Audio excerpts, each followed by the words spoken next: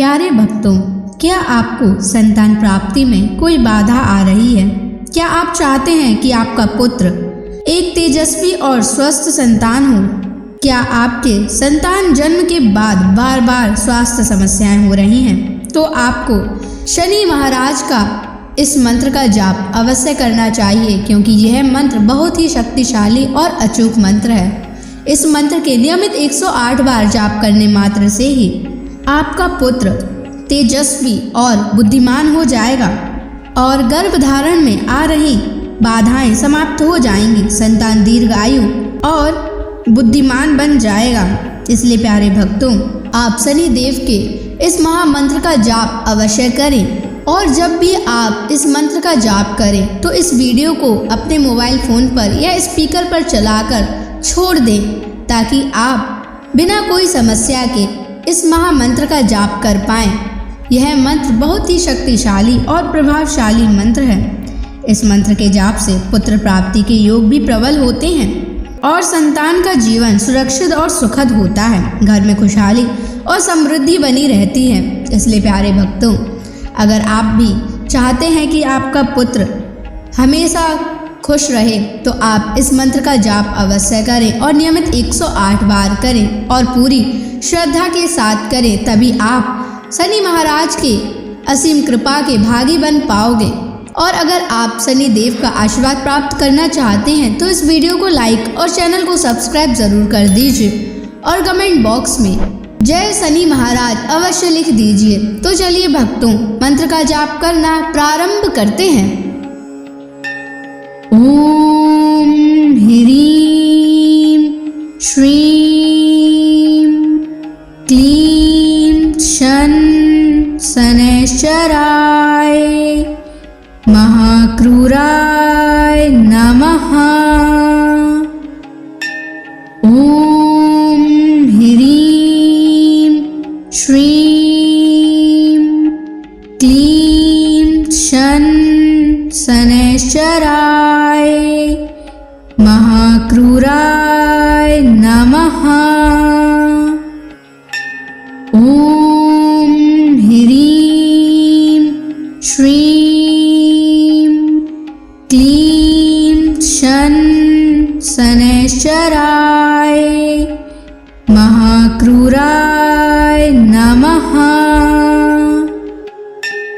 ओम ह्रीं श्रीं क्लीं शन शनैश्चराय महाक्रूराय नमः। ओम ह्रीं श्रीं क्लीं शन शनैश्चराय महाक्रूराय नमः। ओम ह्रीं श्रीं क्लीं शन शनैश्चराय महाक्रूराय नमः। ओम ह्रीं श्रीं क्लीं शन शनैश्चराय महाक्रूराय नमः। ओम ह्रीं श्रीं क्लीं शन शनैश्चराय महाक्रूराय नमः। ओम ह्रीं श्रीं क्लीं शन शनैश्चराय महाक्रूराय नमः। ओम ह्रीं श्रीं क्लीं शन शनैश्चराय महाक्रूराय नमः। ओम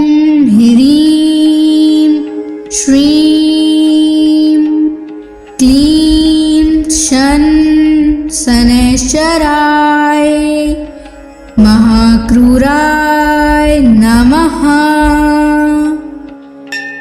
ॐ ह्रीं श्रीं क्लीं शनैश्चराय महाक्रूराय नमः। ॐ ह्रीं श्रीं क्लीं शनैश्चराय महाक्रूराय नमः। ॐ ह्रीं श्रीं क्लीं शनैश्चराय महाक्रूराय नमः। ॐ ह्रीं श्रीं क्लीं शनैश्चराय महाक्रूराय नमः। ॐ ह्रीं श्रीं क्लीं शनैश्चराय महाक्रूराय नमः। ॐ ह्रीं श्रीं क्लीं शनैश्चराय महाक्रूराय नमः। ॐ ह्रीं श्रीं क्लीं शनैश्चराय महाक्रूराय नमः। ॐ ह्रीं श्रीं क्लीं शनैश्चराय महाक्रूराय नमः। ॐ ह्रीं श्रीं क्लीं शनैश्चराय महाक्रूराय नमः। ॐ ह्रीं श्रीं क्लीं शनैश्चराय महाक्रूराय नमः। ॐ ह्रीं श्रीं क्लीं शनैश्चराय महाक्रूराय नमः। ॐ ह्रीं श्रीं क्लीं शनैश्चराय महाक्रूराय नमः। ॐ ह्रीं श्रीं क्लीं शनैश्चराय महाक्रूराय नमः। ॐ ह्रीं श्रीं क्लीं शनैश्चराय महाक्रूराय नमः। ॐ ह्रीं श्रीं क्लीं शनैश्चराय महाक्रूराय नमः। ॐ ह्रीं श्रीं क्लीं शनैश्चराय महाक्रूराय नमः। ॐ ह्रीं श्रीं क्लीं शन शनैश्चराय महाक्रूराय नमः। ॐ ह्रीं श्रीं क्लीं शन शनैश्चराय महाक्रूराय नमः। ॐ ह्रीं श्रीं क्लीं शन शनैश्चराय महाक्रूराय नमः। ॐ ह्रीं श्रीं क्लीं शन शनैश्चराय महाक्रूराय नमः। ॐ ह्रीं श्रीं क्लीं शन शनैश्चराय महाक्रूराय नमः। ॐ ह्रीं श्रीं क्लीं शन शनैश्चराय महाक्रूराय नमः। ॐ ह्रीं श्रीं क्लीं शन शनैश्चराय महाक्रूराय नमः। ॐ ह्रीं श्रीं क्लीं शन शनैश्चराय महाक्रूराय नमः। ॐ ह्रीं श्रीं क्लीं शन शनैश्चराय महाक्रूराय नमः। ॐ ह्रीं श्रीं क्लीं शन शनैश्चराय महाक्रूराय नमः। ॐ ह्रीं श्रीं क्लीं शन शनैश्चराय महाक्रूराय नमः। ॐ ह्रीं श्रीं क्लीं शन शनैश्चराय महाक्रूराय नमः। ॐ ह्रीं श्रीं क्लीं शन शनैश्चराय महाक्रूराय नमः। ॐ ह्रीं श्रीं क्लीं शन शनैश्चराय महाक्रूराय नमः। ॐ ह्रीं श्रीं क्लीं शन शनैश्चराय महाक्रूराय नमः।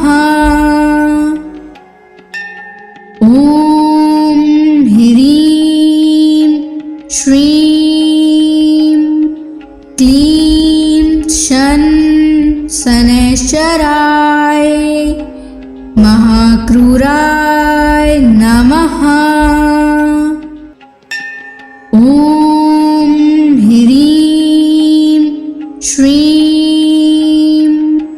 क्लीं शन शनैश्चराय महाक्रूराय नमः। ॐ ह्रीं श्रीं क्लीं शन शनैश्चराय महाक्रूराय नमः। ॐ ह्रीं श्रीं क्लीं शन शनैश्चराय महाक्रूराय नमः।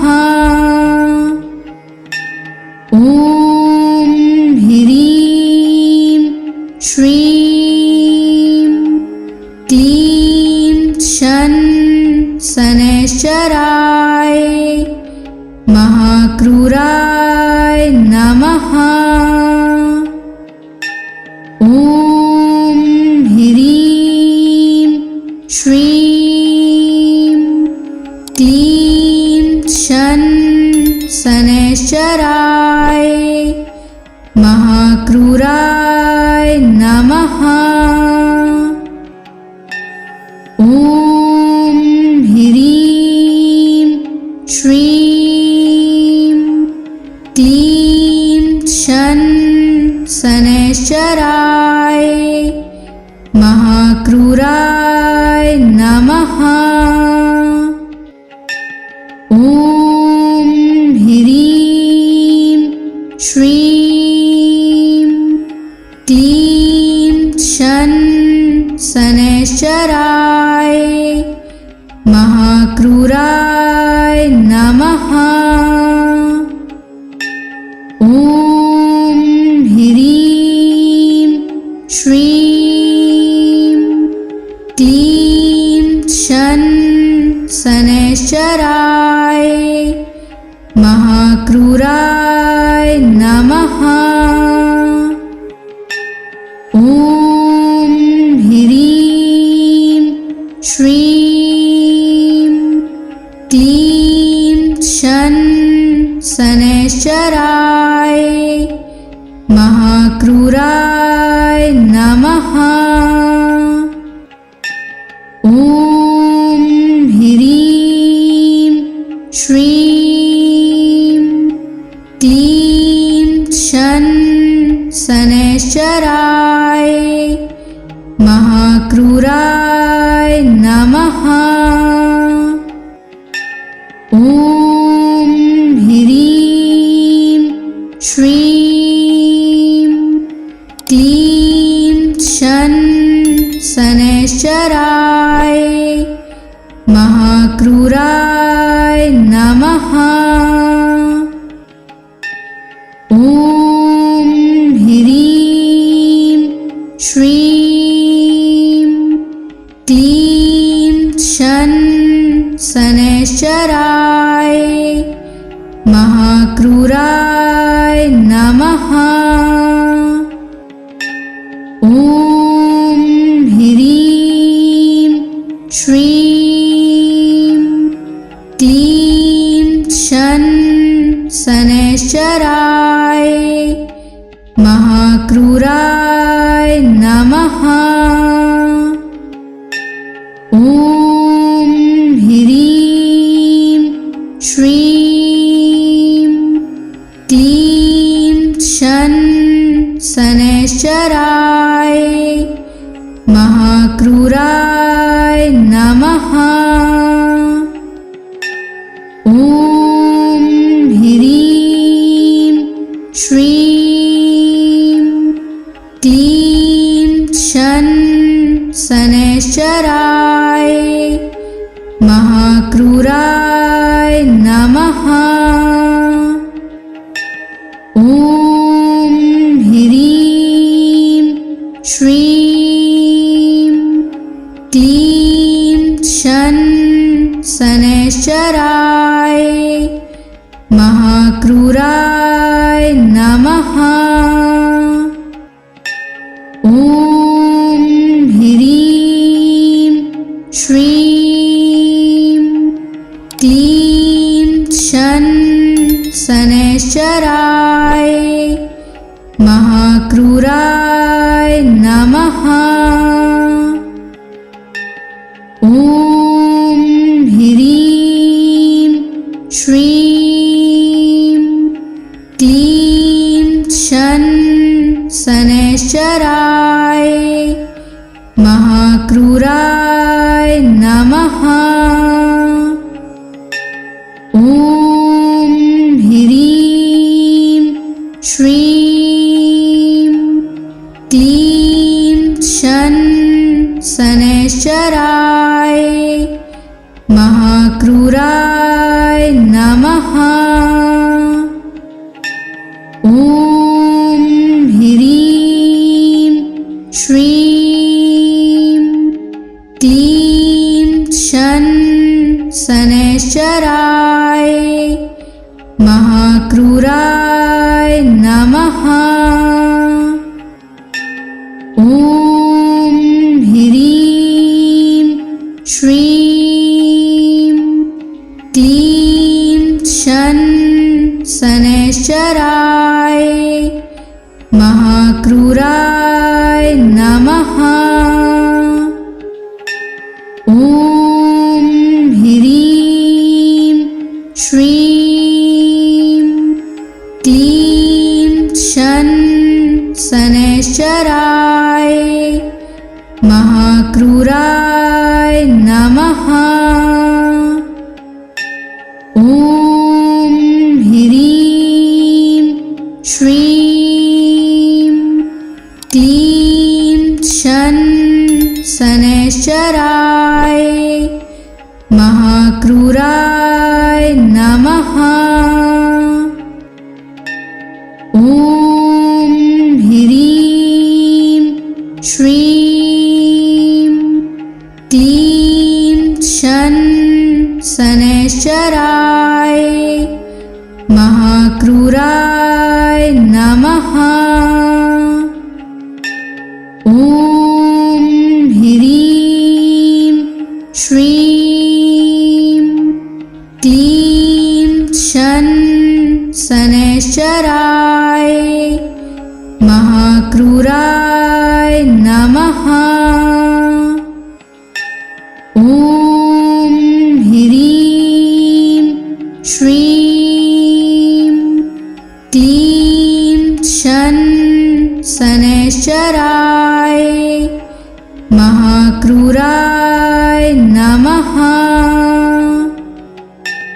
ॐ ह्रीं श्रीं क्लीं शन शनैश्चराय महाक्रूराय नमः। ॐ ह्रीं श्रीं क्लीं शन शनैश्चराय महाक्रूराय नमः। ॐ ह्रीं श्रीं क्लीं शन शनैश्चराय महाक्रूराय नमः। ॐ ह्रीं श्रीं क्लीं शन शनैश्चराय महाक्रूराय नमः। ॐ ह्रीं श्रीं क्लीं शन शनैश्चराय महाक्रूराय नमः। ॐ ह्रीं श्रीं क्लीं शन शनैश्चराय महाक्रूराय नमः। ॐ ह्रीं श्रीं क्लीं शन शनैश्चराय महाक्रूराय नमः। ॐ ह्रीं श्रीं क्लीं शन शनैश्चराय महाक्रूराय नमः। ॐ ह्रीं श्रीं क्लीं शन शनैश्चराय महाक्रूराय नमः। ॐ ह्रीं श्रीं क्लीं शन शनैश्चराय महाक्रूराय नमः। ॐ ह्रीं श्रीं क्लीं शन शनैश्चराय महाक्रूराय नमः। ॐ ह्रीं श्रीं क्लीं शन शनैश्चराय महाक्रूराय नमः। ॐ ह्रीं श्रीं क्लीं शन शनैश्चराय महाक्रूराय नमः। ॐ ह्रीं श्रीं क्लीं शन शनैश्चराय महाक्रूराय नमः। ॐ ह्रीं श्रीं क्लीं शन शनैश्चराय महाक्रूराय नमः। ॐ ह्रीं श्रीं क्लीं शन शनैश्चराय महाक्रूराय नमः। ॐ ह्रीं श्रीं क्लीं शन शनैश्चराय महाक्रूराय नमः। ॐ ह्रीं श्रीं क्लीं शन शनैश्चराय महाक्रूराय नमः। ॐ ह्रीं श्रीं क्लीं शन शनैश्चराय महाक्रूराय नमः।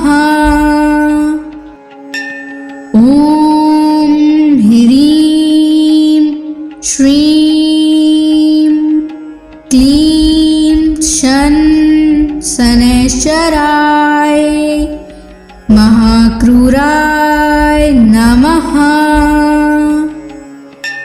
ॐ ह्रीं श्रीं क्लीं शन शनैश्चराय महाक्रूराय नमः।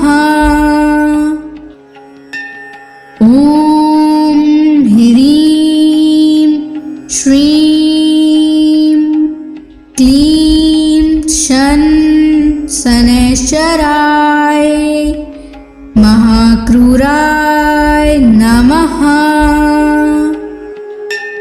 ॐ ह्रीं श्रीं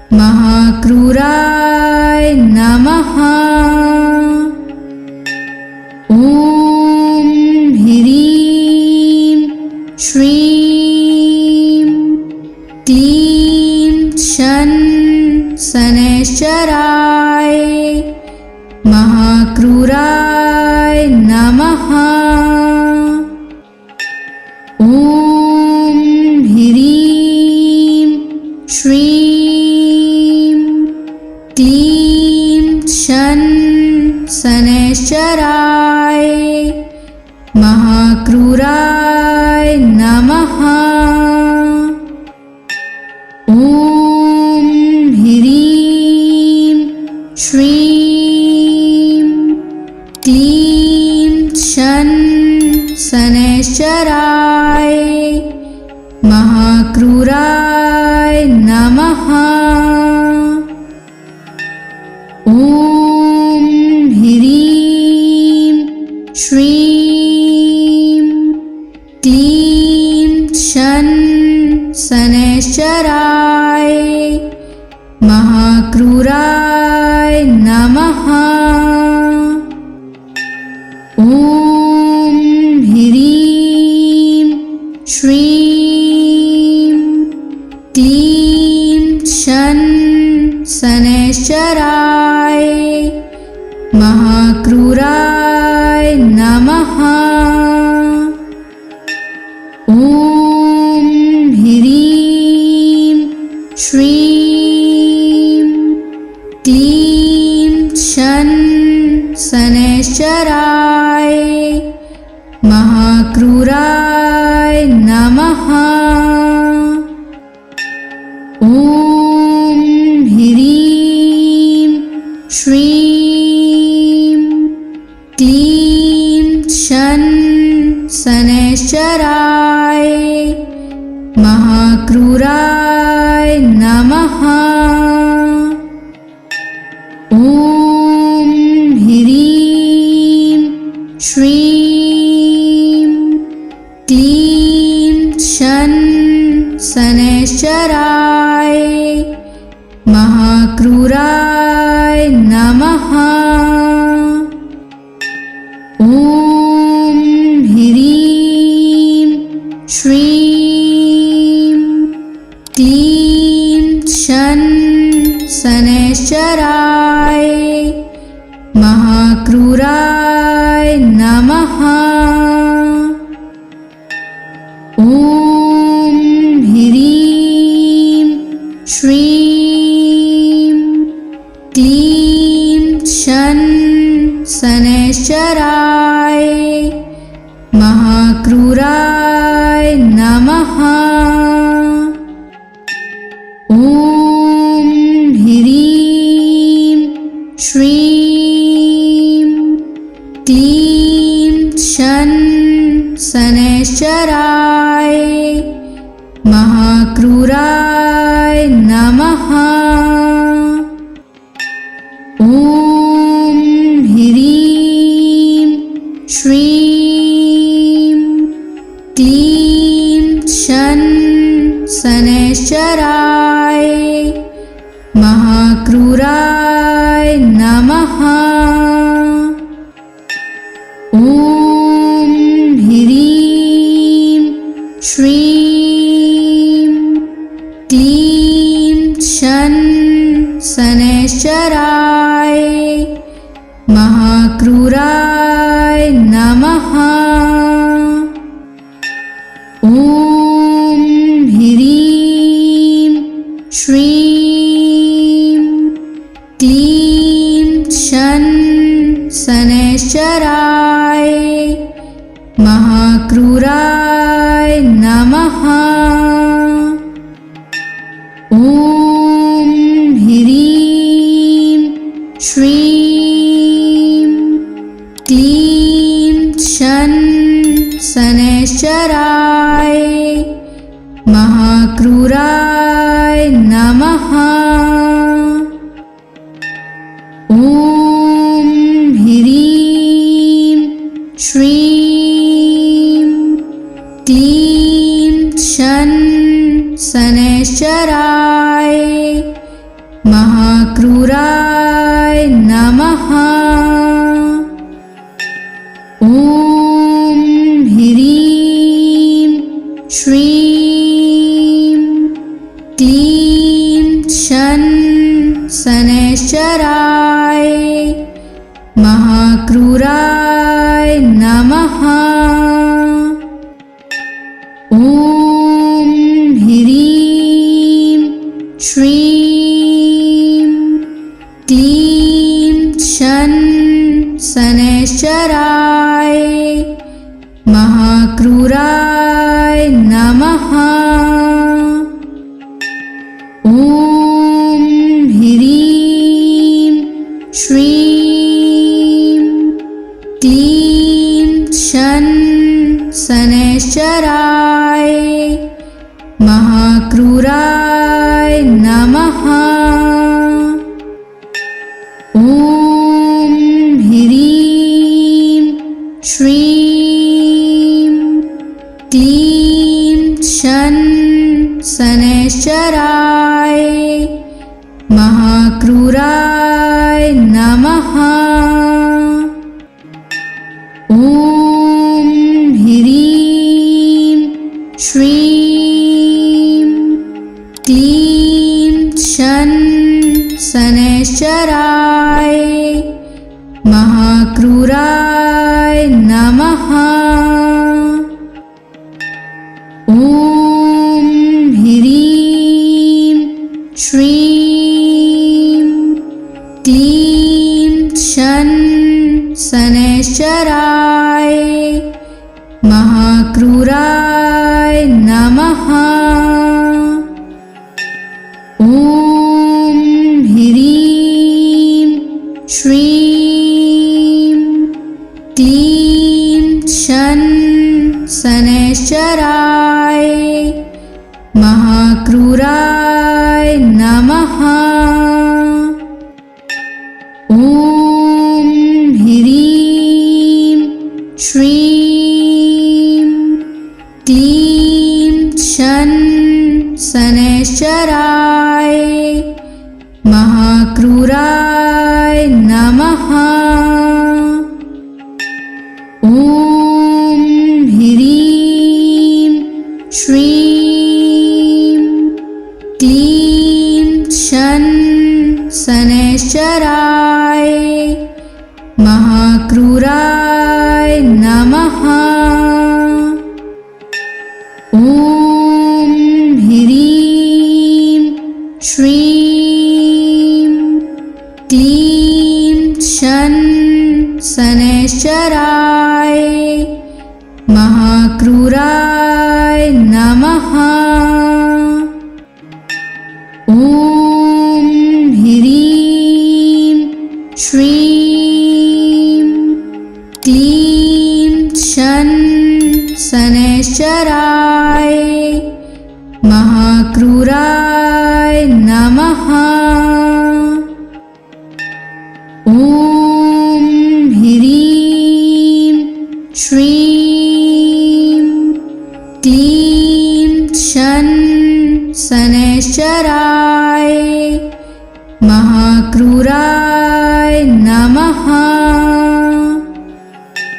ॐ ह्रीं श्रीं क्लीं शन शनैश्चराय महाक्रूराय नमः। ॐ ह्रीं श्रीं क्लीं शन शनैश्चराय महाक्रूराय नमः। ॐ ह्रीं श्रीं क्लीं शन शनैश्चराय महाक्रूराय नमः। ॐ ह्रीं श्रीं क्लीं शन शनैश्चराय महाक्रूराय नमः। ॐ ह्रीं श्रीं क्लीं शन शनैश्चराय महाक्रूराय नमः। ॐ ह्रीं श्रीं क्लीं शनैश्चराय महाक्रूराय नमः। ॐ ह्रीं श्रीं क्लीं शन शनैश्चराय महाक्रूराय नमः। ॐ ह्रीं श्रीं क्लीं शन शनैश्चराय महाक्रूराय नमः। ॐ ह्रीं श्रीं क्लीं शन शनैश्चराय महाक्रूराय नमः। ॐ ह्रीं श्रीं क्लीं शन शनैश्चराय महाक्रूराय नमः। ॐ ह्रीं श्रीं क्लीं शन शनैश्चराय महाक्रूराय नमः।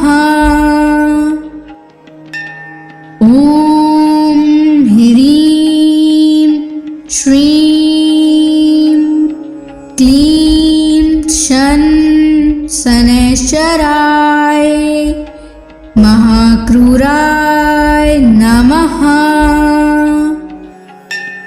ॐ ह्रीं श्रीं क्लीं शन शनैश्चराय महाक्रूराय नमः।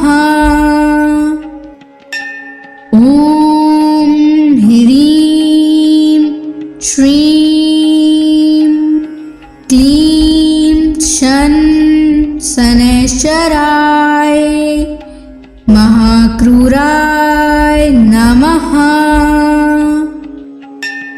ॐ ह्रीं श्रीं क्लीं शन शनैश्चराय महाक्रूराय नमः।